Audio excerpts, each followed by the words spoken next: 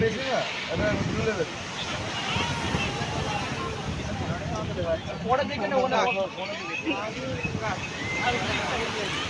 Friends, welcome to my channel. তো আজকে একটা নিউ ব্লগ নিয়ে চলে এসেছি। তোমরা কেমন আছো? আশা করি সবাই ভালো আছো, আমিও খুব ভালো আছি। তো আজকে আমরা চলে গেছিলাম দীঘায় একটা অফবিট লোকেশন গেছিলাম, তাজপুর বিচ, যেটাকে অনেকেই জানো। খুবই সুন্দর, খুবই নিরিবিলি জায়গা।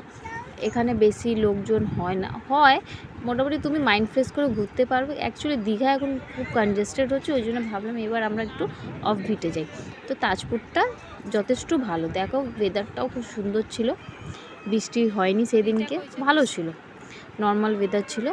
আর এখানে সবাই কার পার্কিং করতে পারো। ওই দিকটা ওয়াশরুমের ব্যবস্থাও আছে, লেডিসদের জন্য কোনো প্রবলেম নেই। সকাল 7টা দিয়ে রাত 10টা অবধি খোলা থাকে। ওখানে তোমরা যা খাবে ওখানে বলে রান্না করিয়ে খেতে পারো।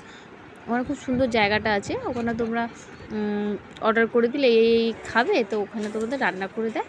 দেন তোমরা খেয়ে সারাদিন ওখানে কাটিয়ে তোমরা বাড়ি চলে যেতে পারো। বা থাকার ইচ্ছা হলে পেছনে একটুখানি গেলে ওখানে গেস্ট হাউস আছে, হোটেল আছে, সব ব্যবস্থাই আছে। বাট এই ব্রিজের সাইডে যে দোকানগুলো আছে, তার সামনে যে বসার জায়গাগুলো রাত 9টা-10টার পর বন্ধ করে দেয় ওরা। তারপর আমরা ওখানে দেখো এই রিসর্টের ওখানে বসেছিলাম, গিয়ে ওখানে আমরা খুব আনন্দ করলাম, খাওয়া দাওয়া করলাম। খাওয়া দাওয়া প্রাইস রিজনেবল আছে, বেশি নেই, ঠিক আছে।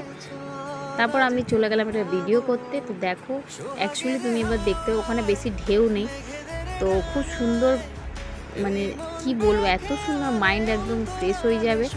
আর জায়গাটাও খুব সুন্দর, যারা রিল করতে পছন্দ করো মানে আরামসে রিলস করতে পারো। তো কেমন লাগলো ভিডিওটা নিশ্চয়ই কমেন্ট করে জানিও। আর নিশ্চয়ই তোমরাও তাজপুর বিচ থেকে ঘুরে এসো,